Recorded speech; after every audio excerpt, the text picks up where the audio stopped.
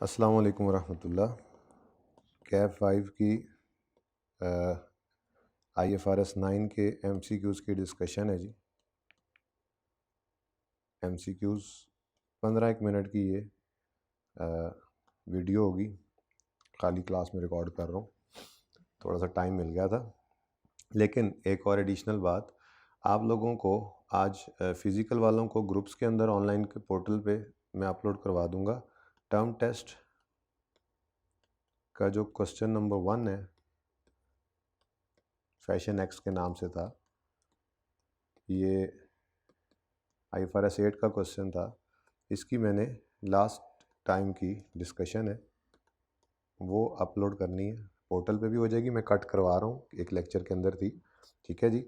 वो discussion around 30 minutes की है, तो ये फिज़िकल वालों को ग्रुप में भी शेयर कर दूंगा, अपलोड भी करवा दूंगा उसका लिंक वगैरह, ठीक है। इसको आपने इंश्योर कर लेना है, ठीक है जी। तो MCQs ज़रा क्विकली कर लेते हैं। साथ मैंने ये ओपन कर लिया है रेफरेंस के लिए, ठीक है, ताकि हम यहाँ से देखते भी रहें अगर आपको देखना पड़े तो। For a debt investment to be held under amortized cost. Debt investment in debt, ये इक्विटी नहीं है, डेट है, अगले पेज पे आ जाएंगे, ठीक है।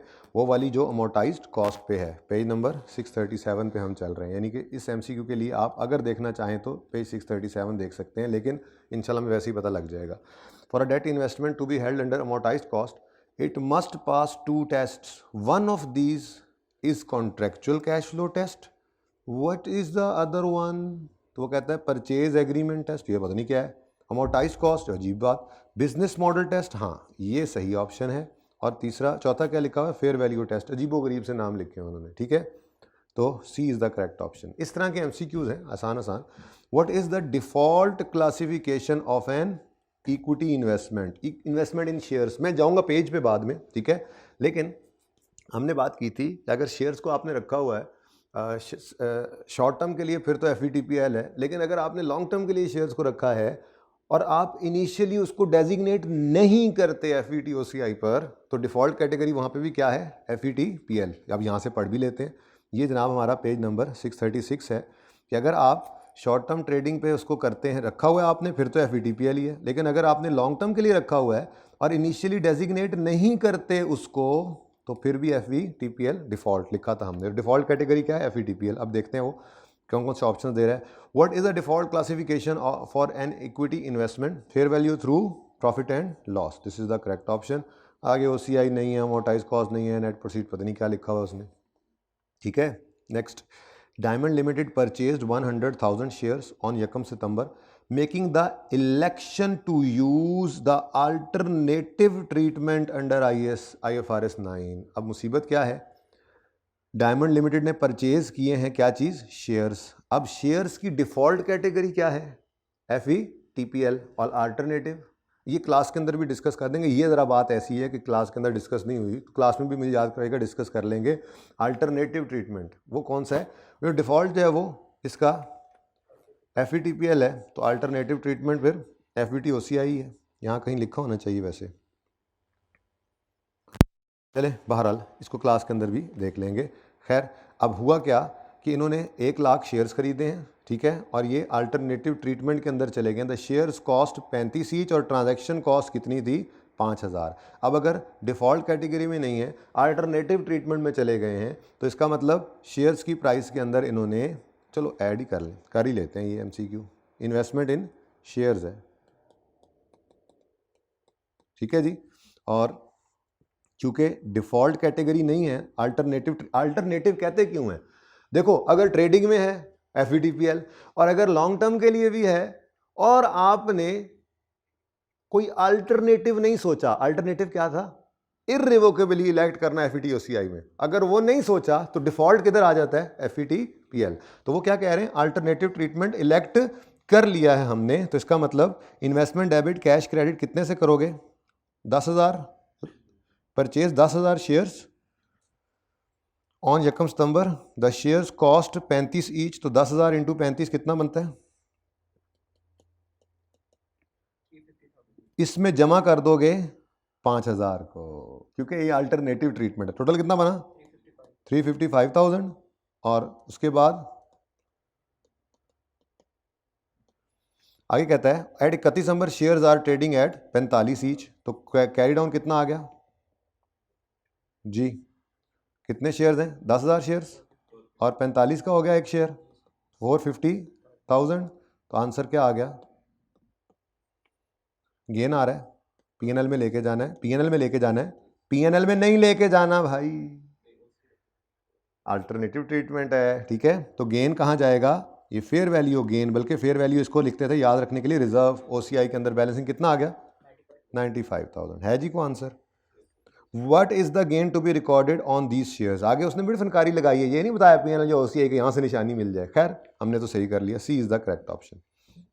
नेक्स्ट है जी नंबर 4, अच्छा ज़बानी करेंगे इसको। Copper limited has purchased an investment of 5,000 shares on यकम अगस्त 16 at a cost of 65 each. Copper limited intends to sell these shares in short term and are holding them for trading FETPL model, ठीक है। अच्छा अगली बात, transaction costs कितनी है 15,000। अब ये ऐड नहीं करनी शेयर्स के अंदर, लेकिन प्रॉफिट एंड लॉस में जाती हैं। अब रिक्वायरमेंट पे कॉल करना है, प्रॉफिट एंड लॉस में नेट क्या जा रहा है, टोटल क्या जा रहा है, अगर वो पूछ ले तो फिर ये ट्रांजैक्शन कॉस्ट भी हमें देखनी पड़ेगी, और अगर सिर्फ गेन लॉस पूछ ले तो इसको इग्नोर कर देंगे। वो कहता है at year end shares are now 77.5 each, और आगे पूछता है what is the gain on this investment during the year. तो क्या करोगे, 75 और 65 का डिफरेंस लो, उसको डायरेक्ट हिट लगाओ 5,000 के साथ, यहां से आप आंसर निकाल लोगे। कितना आता है वैसे, 75 और 65 और 77.5 का डिफरेंस लो, ये गेन बना पर share into 5,000 shares,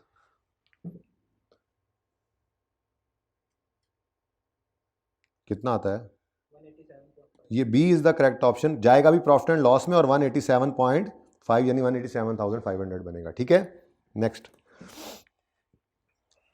5, for which category of, अच्छा अभी ऊपर मैंने जाके सफ़े देखे थे, ये 636 नंबर सफ़ा देखा था, ठीक है, बाकी सफ़े देखने की जरूरत नहीं पड़ी, चला रहे हैं हम, जरूरत नहीं पड़ती वैसे, हमने इतना अच्छा याद कर लिया हुआ है।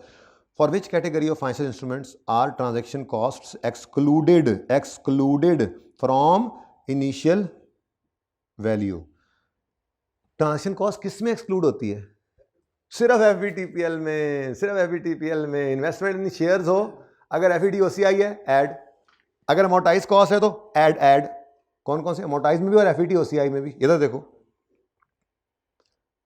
किधर गया, shares equity instrument, shares transaction cost, FETPL expense, FETOCI capitalize, debentures ये amortize cost capitalize, FETOCI capitalize, तो expense out FETPL, liability amortize cost deducted from sale proceed, और यहां पर एक्सपेंस आउट। अब वो क्या कह रहा है, कौन कौन सी कैटेगरीज में ट्रांजैक्शन कॉस्ट को एक्सक्लूड करना है, यानी शामिल नहीं करना जी। Financial liabilities at amortise cost, नहीं, इसमें तो डिडक्ट करते हैं, इनिशियल वैल्यू में इंक्लूड ऐड करके नहीं, डिडक्ट करके करते तो है ना। फाइनेंशियल एसेट्स हों, इसमें दोनों आ जाते हैं, एट एफईटीपीएल, हाँ फाइनेंशियल एसेट में चाहे शेयर हो चाहे डिबेंचर हो, आपने इन्वेस्टमेंट कर रखी है, आपने उसमें ट्रांजैक्शन कॉस्ट को क्या करना होता है, एक्सक्लूड करना होता है, ये तो सही है। फाइनेंशियल एसेट है एट एफईटीओसीआई, नहीं इसमें आप कैपिटलाइज करते हैं। फाइनेंशियल एसेट अमोर्टाइज कॉस्ट, नहीं, ठीक है जी। तो B is the correct option. Next, ये सारे पेजेस ही देखे, अब मैं कोई पेज नहीं लिख सकता। If a company had incurred transaction cost in issuing debentures, issuing financial liability, debenture issue कर रहे हैं, how should these B accounted for, added नहीं, ऐसे ना करना भाई टीए साहब, आप तो पढ़ते ही नहीं हैं, ठीक है। हमने कहा था अगर फाइनेंशियल लायबिलिटी है तो ट्रांजैक्शन कॉस्ट के लिए हम परचेज प्राइस नहीं इशू प्राइस आ जाती है, और एड ट्रांजैक्शन कॉस्ट की बजाय लेस ट्रांजैक्शन कॉस्ट कर देते हैं। यानी कि इन्वेस्टमेंट इन डिबेंचर्स अगर है और वो अमोर्टाइज कॉस्ट बची थी, तो हम उसको स्टार्ट करते थे purchase price plus transaction cost, और अगर हमने इशू किया है तो हम कहते थे जी issue price less transaction cost. अगर याद ना हो तो यहां से पढ़ो, फाइनेंशियल लायबिलिटी खुला हुआ है, ये transaction cost is deducted from loan proceeds. वो कहता है एडेड टू प्रोसीड्स, नहीं, डिडक्टेड यस, अगले अमोर्टाइज नहीं, पता नहीं क्या, ठीक है जी। तो B is the correct option.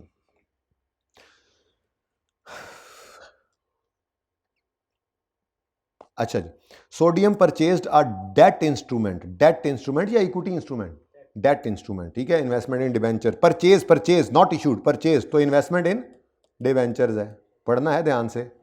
Which will mature in 5 years time, SL intends to hold debt to maturity to collect interest payment. How should this debt instrument be measured in financial statements?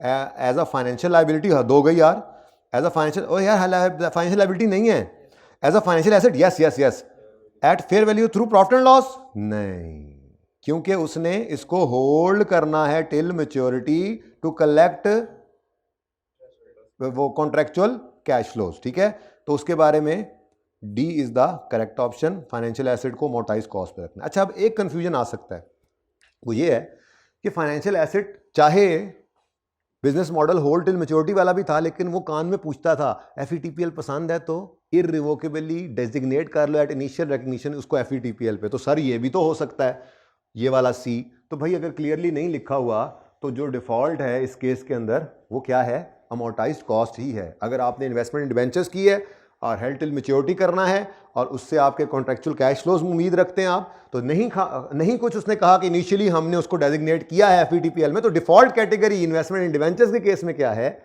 ये amortised cost, तो सी नहीं हो सकता।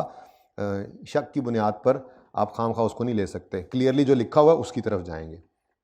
अच्छा जी, उसके बाद अ 5% debenture was issued on 1 April, ठीक है जी, फेस वैल्यू इसकी है, हमने डिबेंचर्स को इशू किया, फाइनेंशियल लाइबिलिटी है, ठीक है, फेस वैल्यू इसकी 20 मिलियन है, direct costs of issue transaction cost, फिर debenture will be redeemed on 31 March 13, अच्छा 2 साल बाद की बात है गालिबन, एट सब्सटेंशियल प्रीमियम, अच्छा जी, effective interest rate is applicable is 10% और इफेक्टिव रेट आ गया, what amount of debenture will appear in statement of financial position at 31 March 2012, 10 के बाद 1 अप्रैल 10 से 31 मार्च 11 और फिर 31 मार्च 12, 13 तक उसने जाना है, लेकिन उसने 13 पे नहीं, उसने 12 पे मांग लिया है ये आपका होमवर्क, लेकिन करोगे क्या, आप अपना स्केड्यूल बनाओगे, डेट, इफेक्टिव रेट वाला इंटरेस्ट इनकम बनेगा, एक्सपेंस बनेगा, इशू किया है, फाइनेंशियल लायबिलिटी है, उसके बाद कूपन रेट वाला इंटरेस्ट आप पे करोगे और बैलेंस, ठीक है। अब बैलेंस मैं लिखा देता हूं आपको, उसने 5%, ये क्या है, कूपन रेट, डिबेंचर्स इशू किए हैं जिनकी फेस वैल्यू है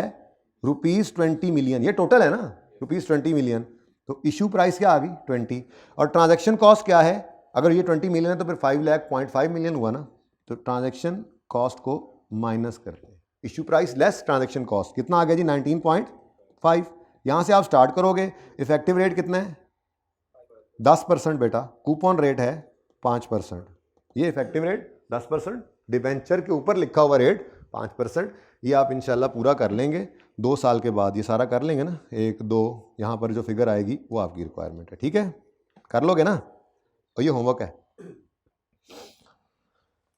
how does IFRS 9 financial instrument require investment in equity instruments, investment in shares, IFRS 9 क्या कहता है, इन्वेस्टमेंट इन शेयर्स को to be measured and accounted for in absence of any election at initial recognition, अगर shares को initially elect नहीं किया कहीं पे तो क्या होगा, डिफॉल्ट, FETPL। मैंने कहा वैसे आगे पढ़ने से पहले ही बता दूं, शेयर्स में इनिशियल रिकग्निशन पर इलेक्शन क्या हो सकती है, इररिवोकेबली FET OCI में ले जाओ, लेकिन in the absence of any election क्या करेंगे, FETPL में जाएंगे, कहता है फेयर वैल्यू विद, अब वो कहता है कैसे काउंट फॉर करें, fair value with changes going through profit and loss, correct, fair value नहीं, OCI नहीं, अमोर्टाइज कॉस्ट तो हो ही नहीं सकता, अमोर्टाइज कॉस्ट शेयर्स में होता ही नहीं है, आगे ना पढ़े, क्लियर है।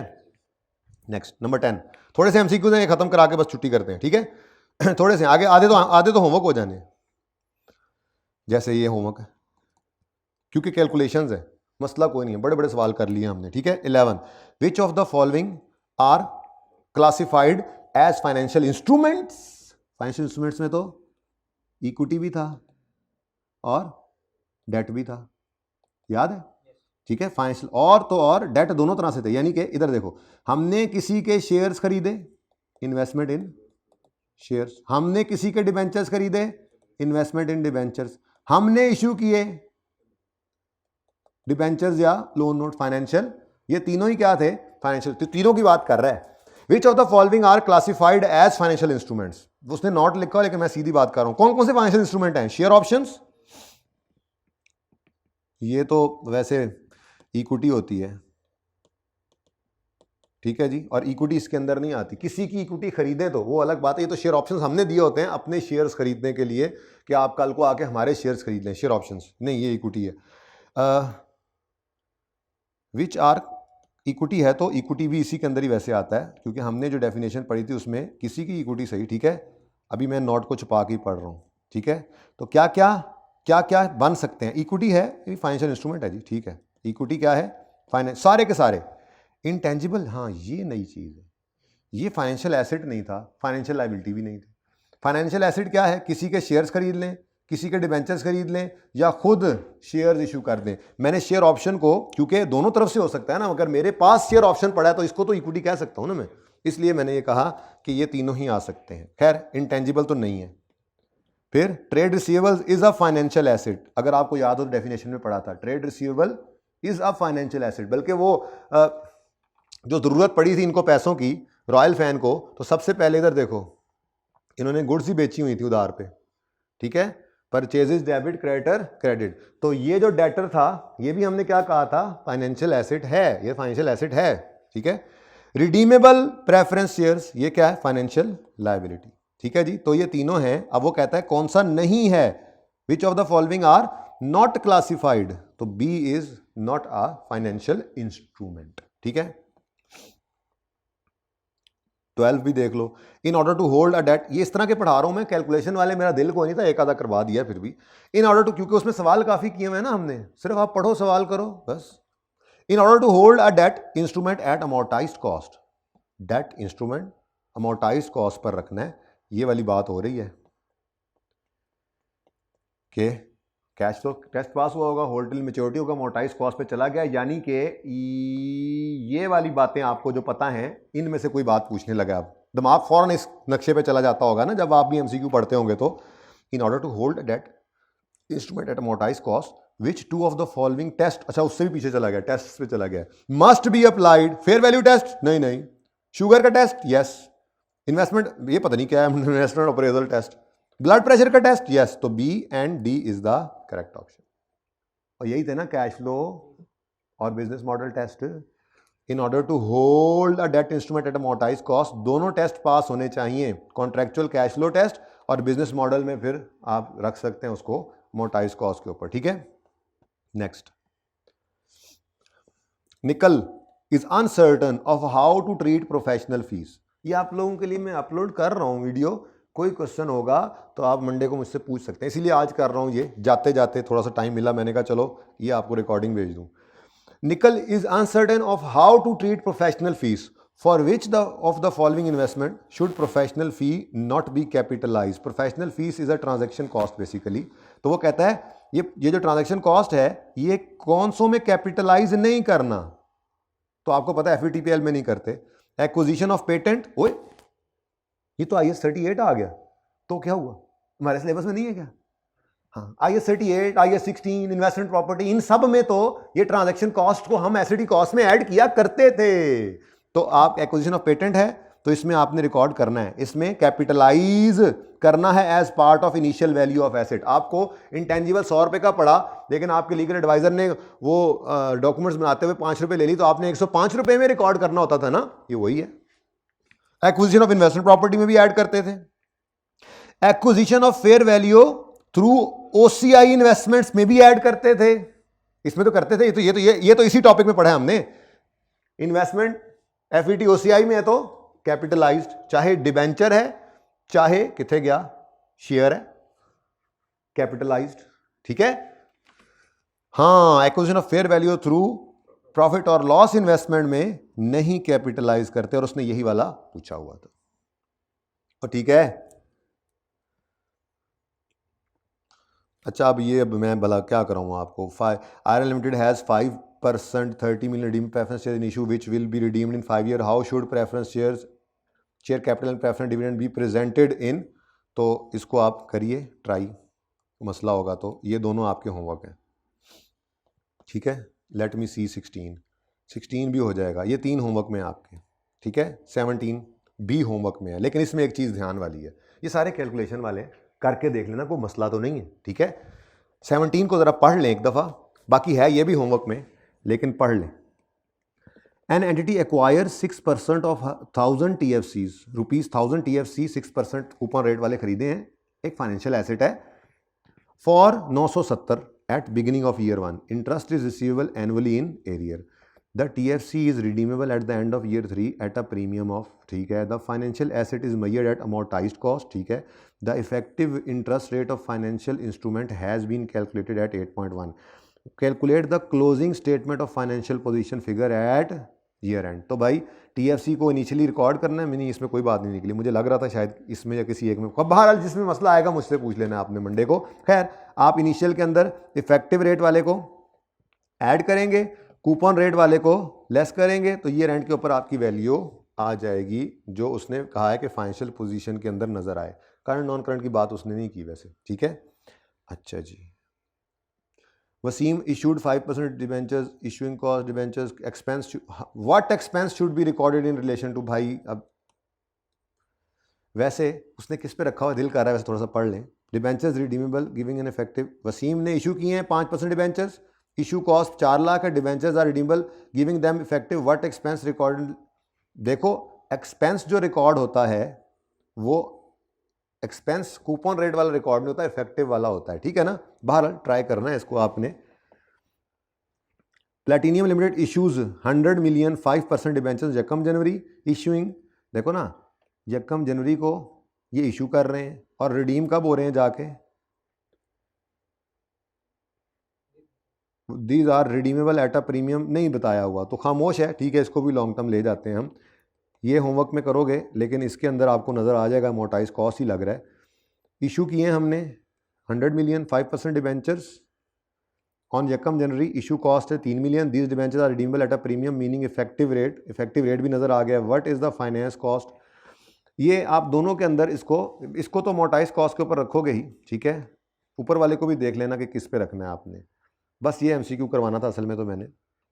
Which of the following statement is correct, ये कुछ होमवर्क में सवाल हैं, कैलकुलेशन वाले हैं, कैलकुलेटर मारना है आपने, कैलकुलेटर पे इंटरेस्ट एक्सपेंस वो कह रहा होगा निकाल दो। अब आपको ये पता होना चाहिए कि कौन से वाले मॉडल के अंदर इंटरेस्ट रेट कौन से वाला जा रहा था। अमोर्टाइज कॉस्ट या FET OCI हो तो हम वो टेबल बनाते थे और प्रॉफिट एंड लॉस के अंदर इफेक्टिव वाला जाता था, जबकि FETPL मॉडल के अंदर इंटरेस्ट चाहे एक्सपेंस है चाहे इनकम है वो कूपन वाला ही रिकॉर्ड हो रहा होता है। तो ये ध्यान से ज़रा पढ़ना है, ये 14, 15, 16, 17 के अंदर एक दो होमवर्क पीछे भी दिए हैं आपको। अच्छा ये पढ़ें MCQ पर बस करें।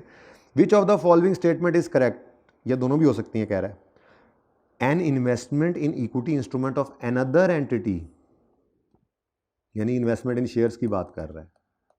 ऐसे वाले MCQs करवाने के लिए सर मैंने रिकॉर्डिंग की थी, कैलकुलेशन वाले तो वैसे ही एक आधा बीच में करवा दिया, वो आप करके मुझे बताइएगा।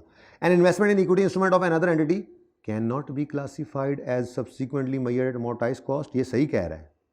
इक्विटी के अंदर तो अमोर्टाइज कॉस्ट का ऑप्शन है ही नहीं। Investment in equity, investment in shares के अंदर तो या FETPL है या FET OCI, ये तो ऑप्शन एग्जिस्ट ही नहीं करता वहाँ पे, तो ये तो सही है, सही कह रहा है, कैन नॉट बी क्लासिफाइड।